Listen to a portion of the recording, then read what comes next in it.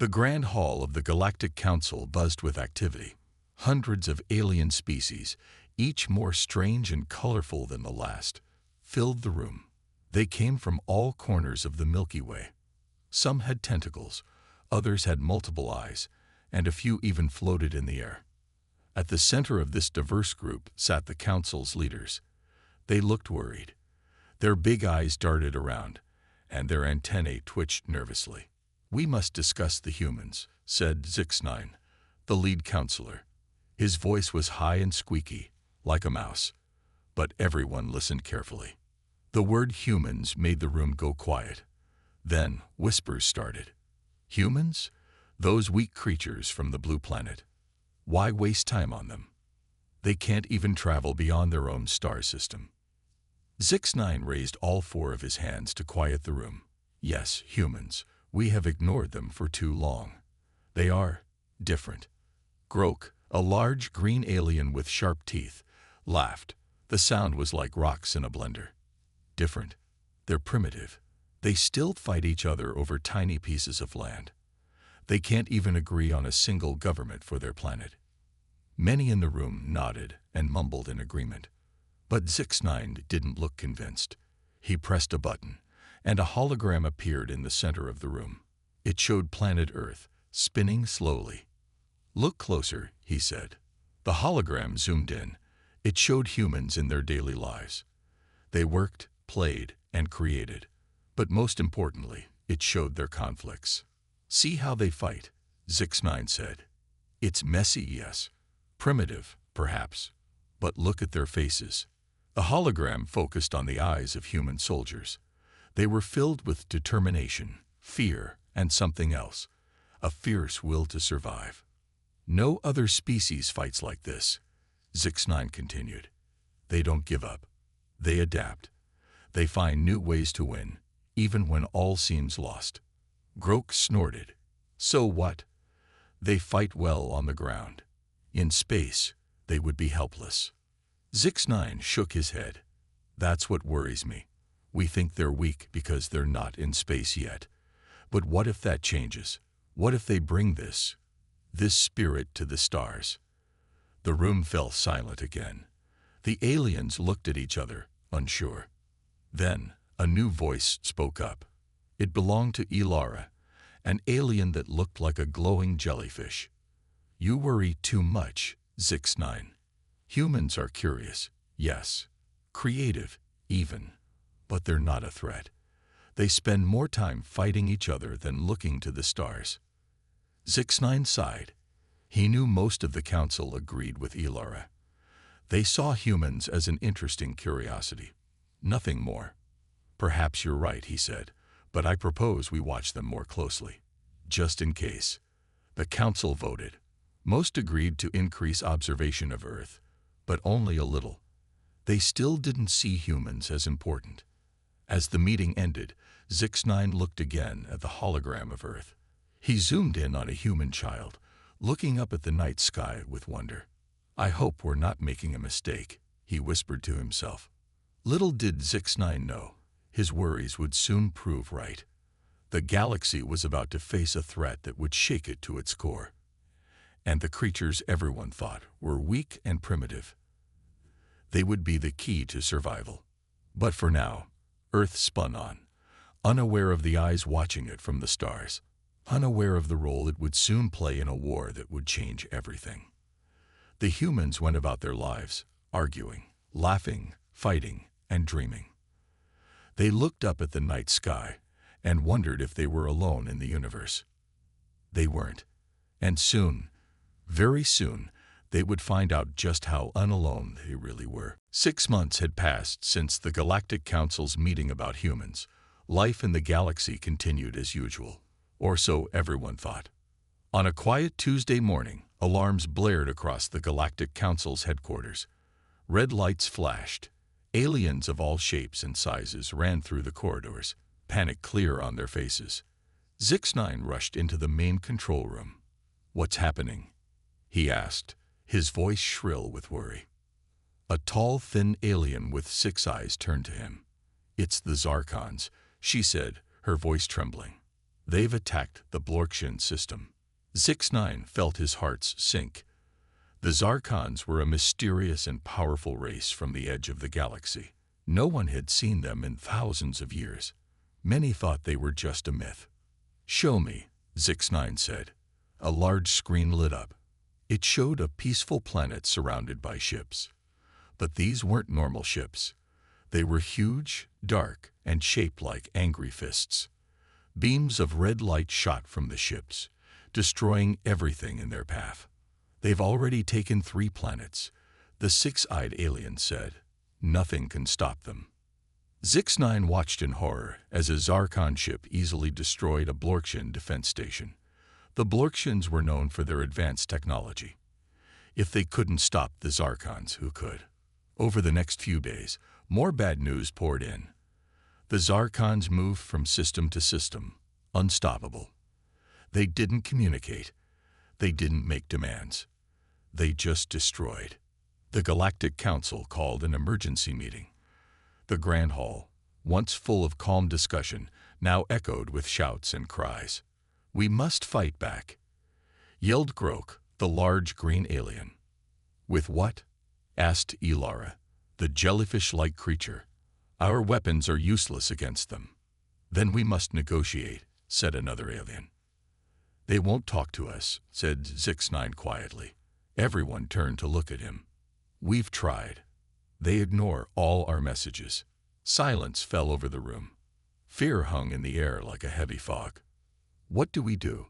someone finally asked. Zix-9 took a deep breath. He knew what he was about to say would shock everyone. "We need help," he said. "We need the humans." The room exploded with noise. "The humans? Are you crazy? They can't even leave their own planet. How could they possibly help?" Zix-9 raised all 4 of his hands for quiet. "Listen to me," he said. "The humans are different. They think differently. They fight differently. Maybe that's what we need." "But they're primitive," Grok argued. "They don't have our technology." "No," said Zix-9, "but they have something else, something I've been watching for months. They have creativity, determination, a will to survive that's stronger than any species I've ever seen." He pressed a button, and a hologram of Earth appeared again. This time, it showed humans in various situations: a firefighter rushing into a burning building, a scientist working late into the night, soldiers defending their homes. "Look at them," Zix-9 said. "They never give up. They always find a way. That's what we need against the Zarkons." The council members looked at each other, unsure. The idea seemed crazy, but they were desperate. Finally, Ilara spoke. "Even if you're right," she said, "how do we ask them for help? They don't know we exist." Zix-9 smiled for the first time in days. "I have a plan," he said, "but we must act quickly. The Zarkons are getting closer to Earth every day." As the council began to discuss the plan, a small ship left the headquarters. Its destination, Earth. Its mission, to make first contact and ask for humanity's help. Little did the aliens know, this decision would change the course of the war and the fate of the galaxy. Forever. On Earth, humans went about their daily lives, unaware that they were about to be thrust into the greatest war the galaxy had ever seen. Unaware that soon, very soon, they would have to prove to the universe what they were really capable of. The stars twinkled in the night sky, hiding the approaching storm. The Zarkons were coming, and humanity's greatest test was about to begin. The alien ship landed in a remote field, its sleek surface gleaming under the moonlight. World leaders gathered in secret, their faces a mix of awe and fear as Zix-9 stepped out, his 4 arms raised in peace. Within hours, the news spread across the globe. Humans were not alone in the universe, and they were needed. In New York, the newly formed Earth War Council met for the first time. Military leaders, scientists, and government officials from around the world filled the room. The air was thick with tension. General Sarah Chen, a tough woman with sharp eyes, spoke first. We've all seen the data. The Zarkons are unlike anything we've ever imagined. How can we possibly fight them? Dr. Rajesh Patel, a brilliant physicist, cleared his throat. Perhaps we're looking at this the wrong way. We can't match their technology, but maybe we don't have to. Confused murmurs filled the room. Zix-9, who sat in the corner observing, leaned forward with interest. "Explain, Dr. Patel," said the UN Secretary General. Patel stood up and walked to a large screen. The Zarkons rely on advanced energy weapons and force fields. But what if we could turn those against them? He pulled up a diagram of a Zarkon ship. Their shields operate on a specific frequency. If we could create a resonance cascade. As Patel explained his idea, eyes widened around the room. It was crazy. It was risky. But it just might work. General Chen jumped in. "We could use old-fashioned projectile weapons. They wouldn't expect that. Their shields might not even be designed to stop physical objects." Ideas started flowing. The British naval commander suggested using submarines in space, hiding in the debris of destroyed planets. A Brazilian hacker proposed infiltrating the Zarkon's communication systems with computer viruses. Each suggestion sounded more outlandish than the last. But together, they began to form a strategy unlike anything the galaxy had seen before. Zix-9 watched in amazement. These humans, in just a few hours, had come up with ideas that the Galactic Council hadn't thought of in months. They weren't just thinking outside the box, they were ignoring the box entirely. As the meeting continued, word of the alien threats spread across Earth. But instead of panic, something unexpected happened. Humans, faced with the greatest danger in their history, rose to the challenge. In garages and laboratories, inventors worked day and night on new technologies. Soldiers trained in zero-gravity chambers. Farmers offered their fields as staging grounds for the new Earth Defense Force. People who had been enemies just days before now worked side by side. The threat of the Zarkons had united humanity in a way nothing else ever had. A month after the alien landing, Earth was ready to present its plan to the Galactic Council. Zix-9 stood before the Council, more confident than he had ever been. "Fellow Council members," he said, "I present to you the human strategy." As he explained Earth's plan, the alien leaders listened with growing disbelief. Use outdated weapons. Hide in debris fields. Infect ships with viruses. It was unheard of. "This is absurd," Groke growled. "These primitives think they can defeat the Zarkons with tricks and obsolete technology." But Ilara, the jellyfish-like alien, waved her tentacles excitedly. "No, don't you see? It's brilliant because it's unexpected. The Zarkons won't know how to defend against these tactics." Debate raged in the council chamber. Some thought the humans were crazy. Others saw the genius in their unconventional approach. Finally, the council voted. By a narrow margin, they agreed to let humans lead the next mission against the Zarkons. As the council dispersed, Zix-9 caught sight of a holographic display. It showed humans around the world, working tirelessly to prepare for the coming battle. Their faces shone with determination and hope. For the first time since the Zarkons appeared, Zix-9 felt something he had almost forgotten: optimism. The humans were untested in galactic war, yes, but they had a spirit, a creativity, that just might save them all. The stage was set. Humanity was about to show the galaxy what they were truly capable of. And the Zarkons, they had no idea what was coming. The Earth ship Resilience floated silently in the shadow of a large asteroid. It looked nothing like the sleek vessels of the Galactic Council. Instead, it resembled an old Earth submarine, painted a dull gray to blend with the space debris. Inside, Captain Maria Rodriguez took a deep breath. This was humanity's first real mission against the Zarkons. If they failed, Earth might never get another chance. "All systems ready, Captain," reported her first officer, a tall alien named Klix. The Galactic Council had insisted on sending a few of their own to supervise the humans. Maria nodded. "Commence Operation Trojan Horse." Across the asteroid field, similar Earth ships lay in wait. Each carried a mixture of human and alien crew, a blend of determination and skepticism. Suddenly, alarms blared. A massive Zarkon warship appeared, its dark hull blocking out the stars. "It's huge," whispered Clix, his antenna quivering. Maria's jaw tightened. Size isn't everything. "Prepare the slingshot." Outside the ship, a giant mechanical arm swung into action. It held what looked like a simple metal ball. "Slingshot armed," reported the weapons officer. "Fire." The arm released, hurling the ball towards the Zarkon ship at incredible speed. It struck the alien vessel's shield and passed right through. Clix's eyes widened. "Impossible. Their shields are impenetrable." Maria allowed herself a small smile.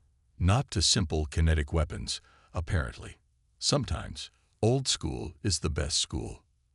The metal ball, now lodged in the Zarkon ship's hull, began to vibrate. Inside were thousands of tiny nanobots, designed by Earth's best scientists.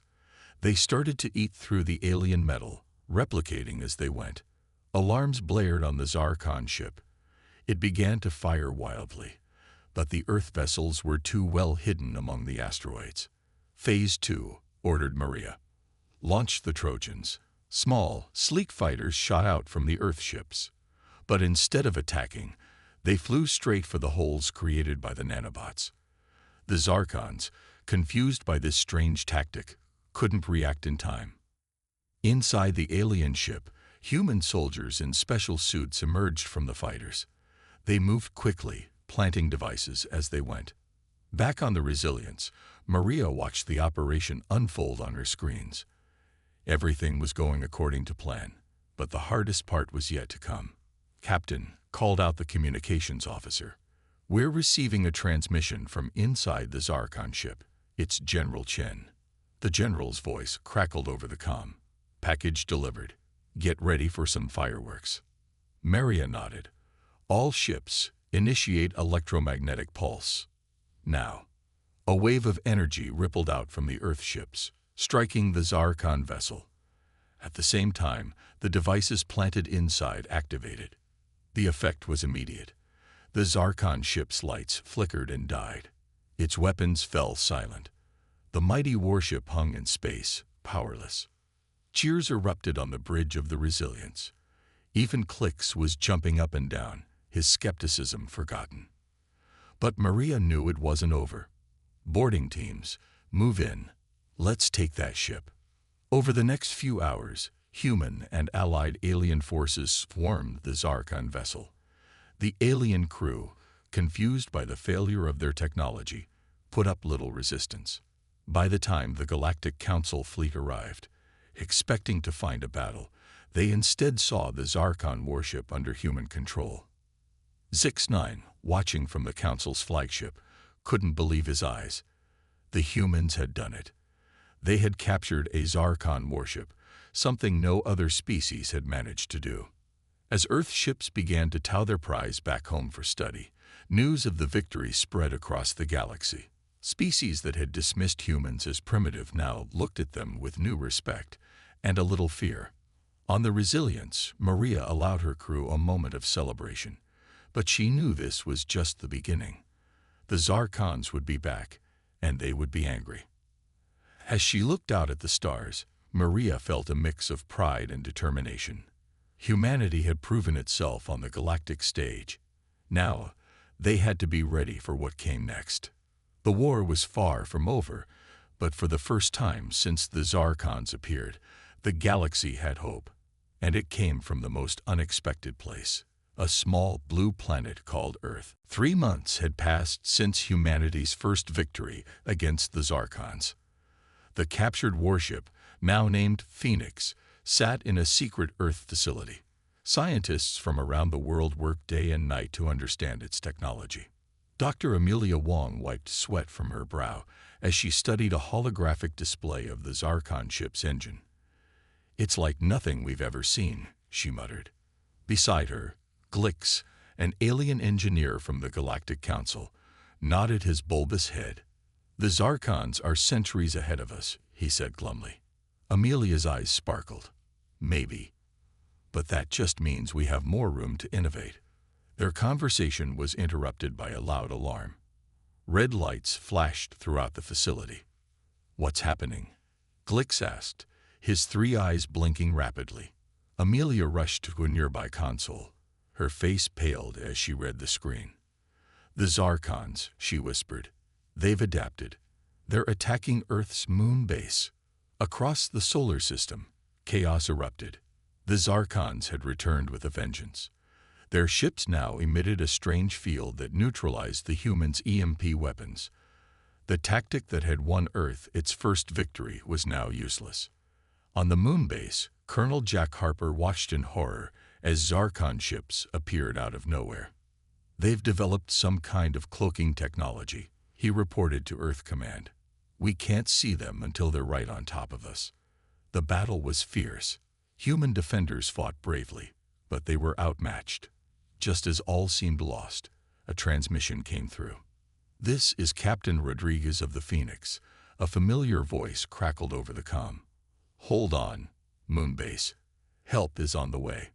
The Phoenix, piloted by the hero of the first battle, streaked across space. It looked different now, a hybrid of human and Zarkon technology. As it approached the moon, it fired strange, swirling beams of energy. The beams didn't damage the Zarkon ships. Instead, they made them visible, disrupting their cloaking fields. Now, shouted Rodriguez, hit them with everything we've got. Earth's defense fleet, which had been waiting helplessly, sprang into action. With the Zarkon ships exposed, the tide of battle quickly turned. Back on Earth, Dr. Wong and Glix watched the battle unfold on their screens. How did they modify the Phoenix so quickly? Glix asked, amazed. Amelia smiled. We didn't just study the Zarkon tech. We improved it. Humans are good at taking ideas and pushing them further. As the last Zarkon ship retreated, cheers erupted across the Earth and moon base, but the celebration was short-lived. In a secret bunker, General Chen addressed the world's leaders. The Zarkons will be back, she said gravely. And next time, they'll have counters to our counters. We need to stay ahead. The leaders nodded. In the following weeks, Earth became a hive of activity. The victory had shown the galaxy what humans could do, and now everyone wanted to help. Alien scientists flocked to Earth, eager to collaborate. Humans shared their unique perspectives, while aliens provided advanced knowledge. Together, they made breakthroughs that neither could have achieved alone. In orbit, a massive space station took shape. Named Unity, it served as a symbol of the new cooperation between Earth and the Galactic Council. But the Zarkons weren't idle. Reports came in of devastating attacks on other worlds. Each time, the Zarkons showed new adaptations, new weapons. On Unity Station, Captain Rodriguez looked out at the stars. She knew the real test was yet to come.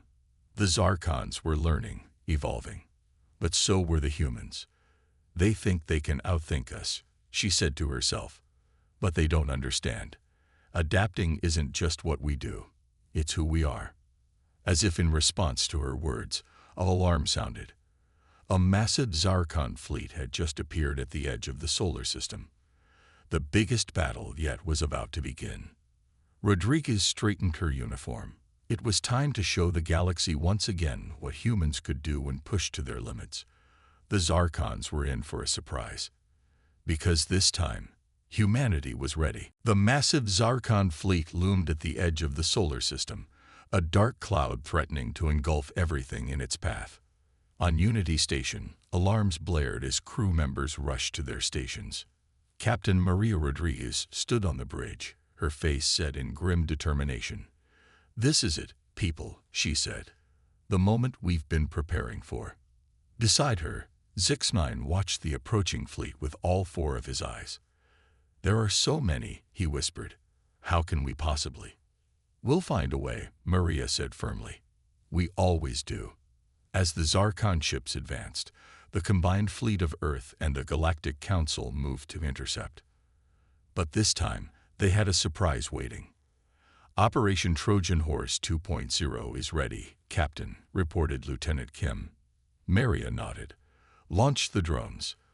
Thousands of small, unmanned ships shot out from the Allied fleet. They looked like debris, chunks of metal floating harmlessly in space. The Zarkons ignored them, focusing their fire on the larger ships. But as the alien fleet passed through the field of debris, the drones came to life. Each one latched onto a Zarkon ship and began broadcasting a strange signal. At first, nothing seemed to happen. Then, one by one, Zarkon ships began to slow down. Some stopped completely, while others started moving in odd patterns. "It's working," Zix-9 exclaimed. "The virus is confusing their navigation systems." But the Zarkons weren't defeated yet. A group of ships at the center of their fleet seemed unaffected. They pushed forward, firing devastating beams of energy. "They've adapted again," Maria gritted her teeth. "All ships, concentrate fire on the immune vessels." The battle raged on. Earth ships darted between the lumbering Zarkon vessels, using their smaller size and greater maneuverability to their advantage. Alien allies provided cover fire, their advanced weapons lighting up space. On Earth, in a secret bunker deep underground, Dr. Amelia Wong worked frantically at her computer. Come on," she muttered. "What are you doing?" asked Glix, the alien engineer. "Trying to crack their new defense," Amelia replied without looking up. "If I can just..."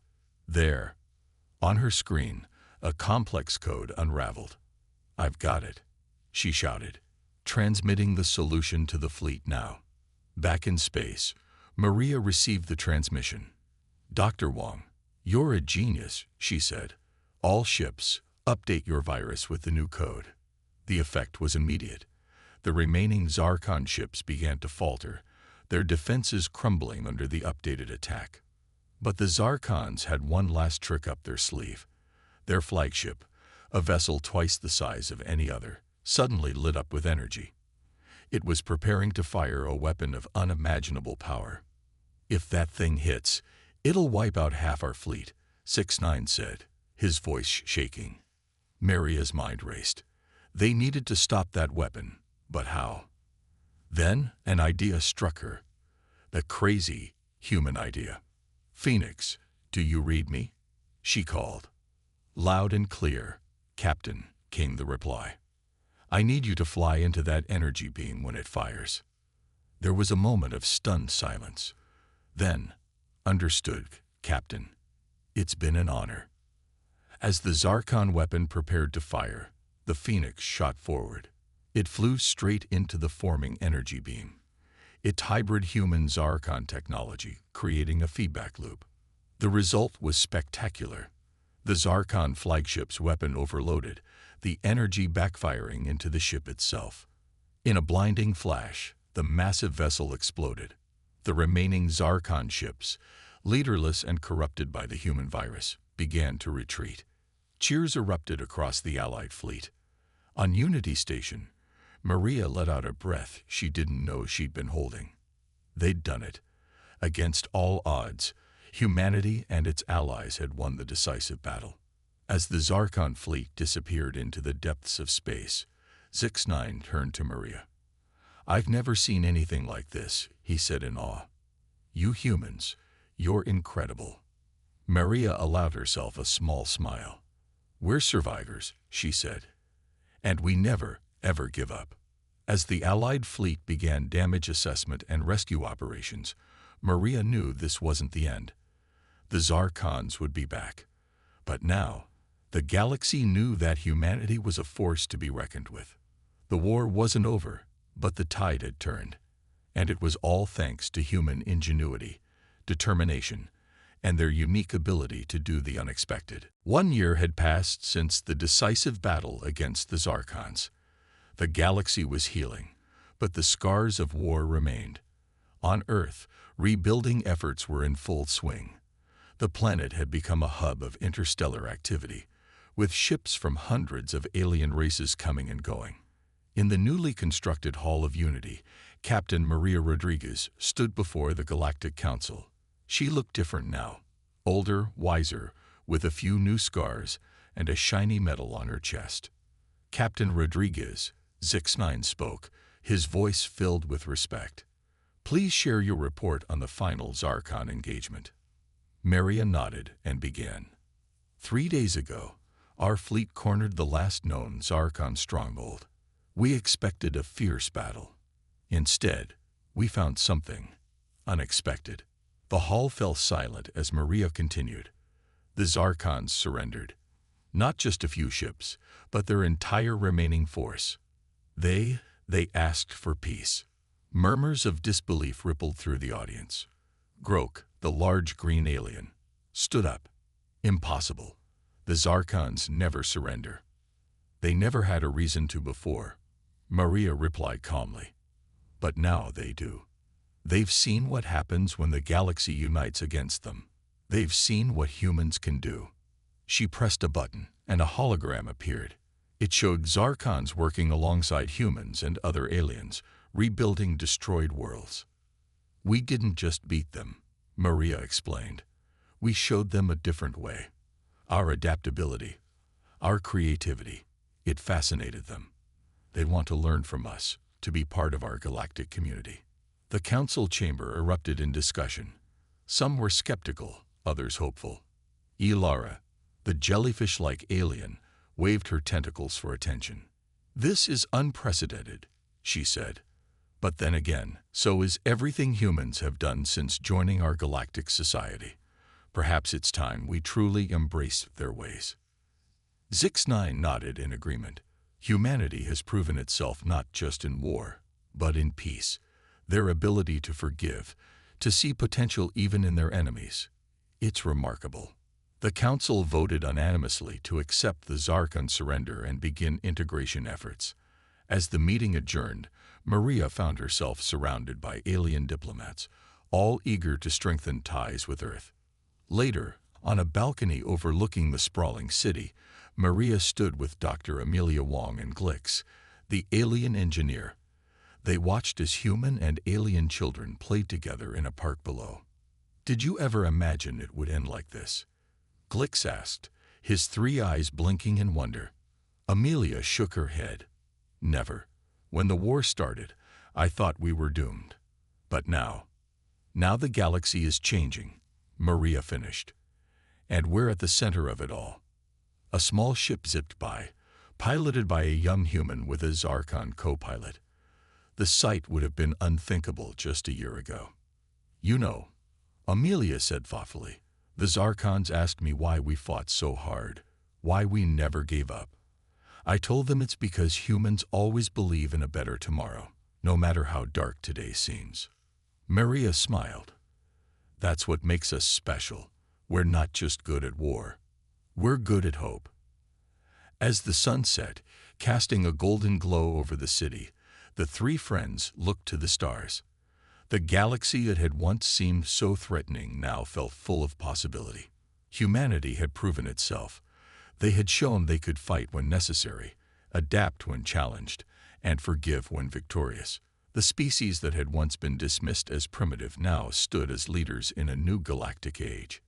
In the distance, a massive starship rose into the sky, its hull bearing the united insignia of Earth and the Galactic Council.